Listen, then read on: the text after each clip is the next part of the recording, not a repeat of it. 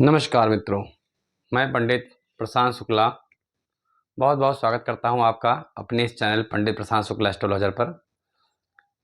आओ ज्योतिष सीखें, आओ कुंडली देखना सीखें। पार्ट 1 में मैंने आपको सिखाया था कि आपकी जन्म कुंडली के ये 12 भाव होते हैं, जिसमें इसे पहला भाव यानी कि फर्स्ट हाउस बोलते हैं, इसे दूसरा भाव यानी कि सेकंड हाउस बोलते हैं, तीसरा भाव यानी कि थर्ड हाउस, चौथा भाव यानी कि फोर्थ हाउस, इसी प्रकार से fifth house, sixth house, seventh house, eighth house, ninth, tenth, 11th और 12th। इस प्रकार से आपकी जन्म कुंडली के 12 भाव होते हैं, जो किसी की कुंडली में भी नहीं बदलते। यानी कि किसी की भी कुंडली आप उठाकर देखेंगे तो अगर ये 10वां भाव है तो उसकी कुंडली में भी ये 10वां ही भाव होगा। अगर आपकी कुंडली में ये 12 भाव है, 12वां भाव है, तो किसी की कुंडली में भी ये 12वां भाव ही होगा। अगर आपकी कुंडली में ये भाव छठा भाव है तो किसी की भी कुंडली उठाकर देखेंगे तो ये छठा भाव ही होगा। अर्थात आपने ये सीखा कि कुंडली के 12 भाव जो होते हैं वो वही होते हैं, कभी बदलते नहीं। अगर ये 12वां है तो 12वां ही रहेगा, ये पहला है तो पहला ही रहेगा, ये तीसरा है तो दूसरा है तो दूसरा ही, माफ़ कीजिएगा, दूसरा है तो दूसरा ही रहेगा, ये तीसरा है तो तीसरा ही रहेगा। और आपने जाना कुंडली की 12 राशियां होती हैं, कौन कौन सी? मेष, वृष, मिथुन, कर्क, सिंह, कन्या, तुला, वृश्चिक, धनु। जो क्रमवार मैंने आपको याद करने के लिए बोला था, और यदि आपको याद हो गया हो तो कमेंट बॉक्स में तीसरे नंबर की राशि कौन होती है लिखकर बताइए। 1, 2, 3, 4, 5, 6, 7, 8, 9, 10, 11 और 12। जिसमें से पहली राशि हो गई आपकी मेष, दूसरी वृषभ, तीसरी मिथुन, चौथी कर्क, पांचवी सिंह, छठी कन्या। इसे भी इस प्रकार से लिख देता हूं, नहीं तो आप कंफ्यूज हो जाएंगे। कर्क, सिंह, कन्या, इसके बाद तुला, ये वृष और ये वृश्चिक, इसके बाद ये धनु, मकर, कुंभ और मीन। 12 खाने और 12 राशियां और नवग्रह का खेल है इसमें। नवग्रह कौन कौन से होते हैं?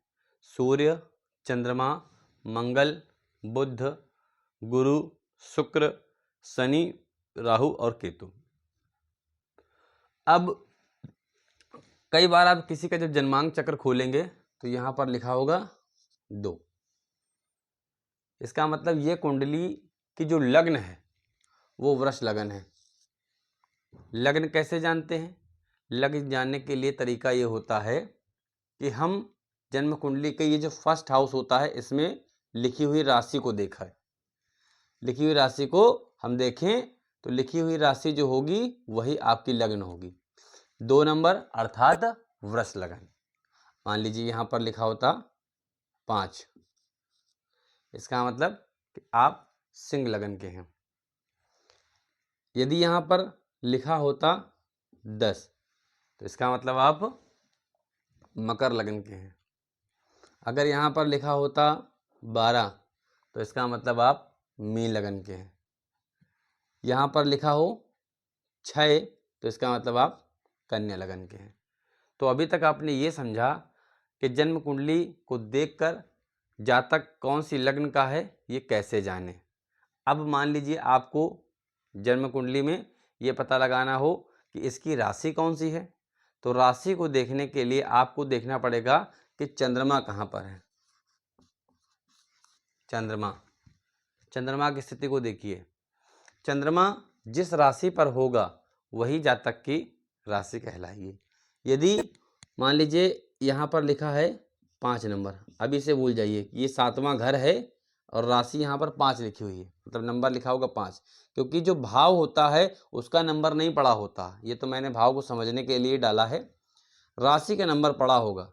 अब यहाँ पर 5 नंबर लिखा है और यहीं पर चंद्रमा बैठा है, यानी कि जातक की राशि हो गई सिंह राशि। मान लीजिए यहाँ पर लिखा है 9 और यहाँ पर चंद्रमा बैठा हुआ है, तो इसका मतलब कि जातक की राशि हो गई धनु। ठीक है।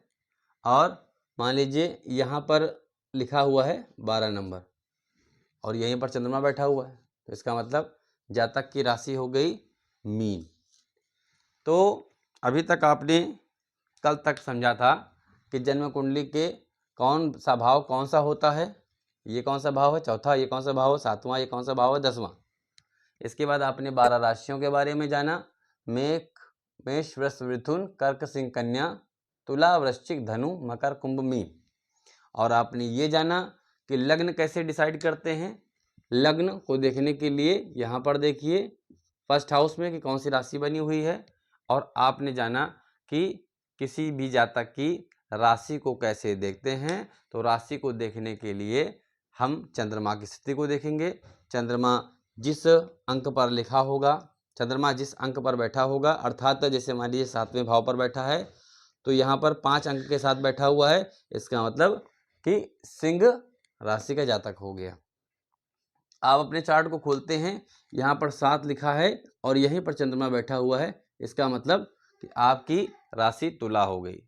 अर्थात चंद्रमा जिस भी भाव पर बैठा होगा उस भाव पर बनी हुई राशि को आप देखें, वही आपकी राशि है।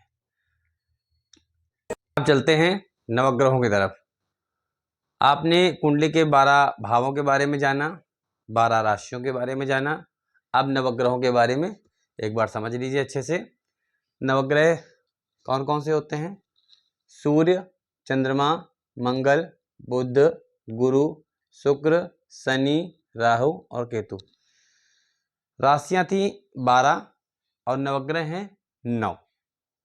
तो इसमें स्वामित्व किस राशि का है? जैसे सूर्य की बात करें तो सूर्य के पास है सिंह राशि, यानी कि सिंह राशि का मालिक जो है वो सूर्य है। चंद्रमा के पास भी एक राशि है, कौन सी है? कर्क राशि का स्वामी है चंद्रमा। मंगल के पास 2 राशियां हैं, यानी कि 1 और 8। कुंडली में जन्मांक चक्र में आप जहां पर भी 1 और 8 देखेंगे तो समझ जाइए कि इस स्थान का स्वामी मंगल है। बुध के पास 2 राशियां 3 और 6, यानी कि मिथुन और कन्या। इसी प्रकार से गुरु के पास 2 राशियां हैं 9 और 12, अर्थात धनु और मीन। इन राशियों का स्वामी गुरु है। इसी प्रकार से शुक्र के पास 2 राशियां हैं तुला और वृष और तुला। इन दो राशियों का स्वामी है शुक्र। इसके बाद शनि की बात करें तो शनि है मकर और कुंभ।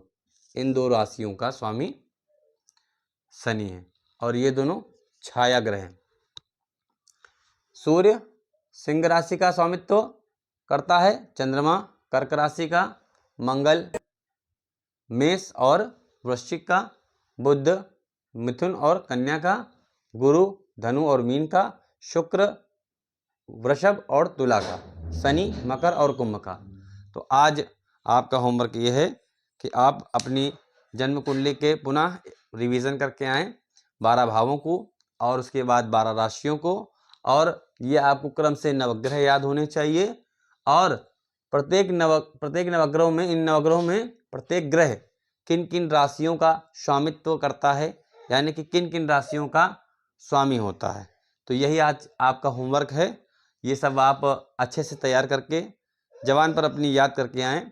आज के लिए बस इतना ही। धन्यवाद।